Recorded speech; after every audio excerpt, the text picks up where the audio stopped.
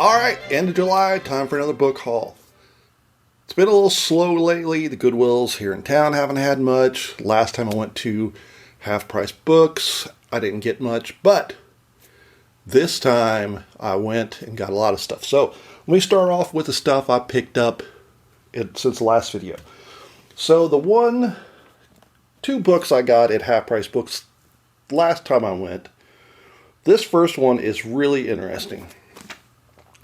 How to design and build your own custom TV games.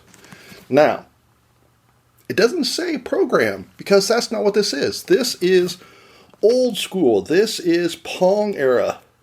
This is circuits. So that's really cool.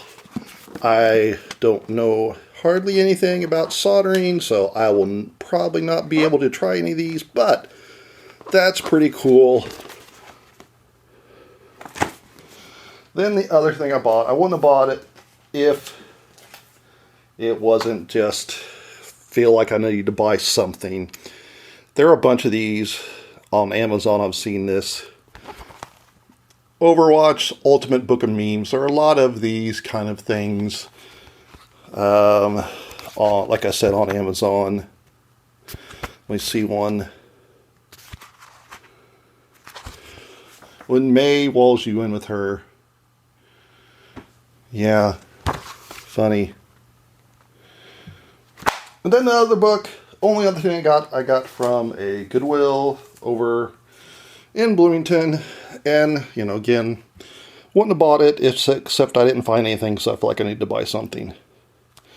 Behind the scenes of the Prince of Persia movie. It's a pretty thick book, so kind of surprising with the movie didn't do that well that they made it. Alright. So that's the previous time. Now, I noticed on Facebook that Caveat Emptor Bookshop was having a 50% off sale, and if you wore a t-shirt, you got 75% off. So I couldn't pass that up. Even though it only been like 2 weeks since I've been over there, I had to try it. And with the 75% discount, Caveat Emptor did not disappoint. Now, Caveat Emptor is a used bookstore, and so they have a lot of stuff from, the 60s onwards. So they don't have a lot of gaming-related stuff, and they do have, so that there's that. But I'd still managed to find a bunch of books. So a couple of these are just kind of interesting curiosities. The Gold of the Gods from Eric von Däniken. Now, if that name sounds familiar, it's because he's the guy that did the Chariots of the Gods, which basically started the whole ancient astronauts, ancient aliens craze. So I believe last time I checked, he's still alive and has written tons and tons of books. And just skimming through, if this is the level of the rigor, well, it's no wonder no one takes him seriously, because it's just, here's a picture. Look at that, What's it look like, Other thing I bought, The Children of Frankenstein, a primer on modern technology and human values. So this one I kind of picked up before I found these other books. And I just thought it was interesting that, it's a fairly old book. And it is dedicated to Herman B. Wells, who, if you're an IU person, you know who that is. But it's got like the last section, part 4, Towards the Year 2000. Woo! And so it came out in 71, so... Then, last 3 books, these are sort of in their computing section. And so this shows the age of the book, so that was 72. This one is the Electronic Cottage, Everyday Living with Your Personal Computer in the 1980s. So, that is, of course, kind of old. So I thought that would be interesting to take a look and see what they thought, what it was like to have a computer then in the 80s. And let's take a look at the date on this one, 81. So it's introducing binary. There we go. Then, this one I thought was good. Spy chips. It's all about how RFID chips, the government's going to use them. How major corporations and governments plan to track your every move with RFID.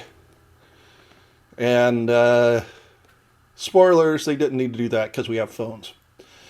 But I think it's interesting to see. This was 2005, so not all that long ago. But the kind of the sky is falling and how these predictions never actually turn out the way we think they are. And then the last book, another guide to home computing. You're Nothing Without Me, a guide to home computers. And Frank Herbert. Yes, that Frank Herbert from Dune. So that I thought that was pretty easy. Not pretty interesting, rather, not easy.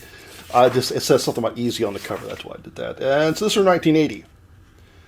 And so all of those together, less than $7 with that 75% discount.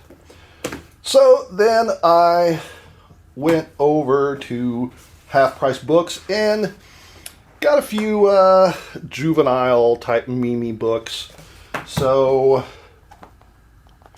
these meant for, junior high, grade school kids. Esports Essential Guide. It's a little hardback thing. Then Scholastic has tried to cash in and made a few of these Gaming Live. And Go Gaming. And then I've already got the soft cover, but this was hardcover, so I was like, why not? Guinness Gamers Edition Ultimate Guide to Gaming Records. Then I went to the Goodwill and I'm clearing a space. I'm problematizing my floor. And I bought another Scholastic thing, Game On 2019. I've got a couple of these. And then also bought some furniture. I was looking for something to put. I got an all-in-one printer, copier, scanner thing. And there are two of these. And the drawers, the slides, looks like the front is actually not. But the sides and the bottoms of the drawers are real wood. They've been spray painted, which is not really the greatest. The drawer poles have been replaced. But they were $6 each.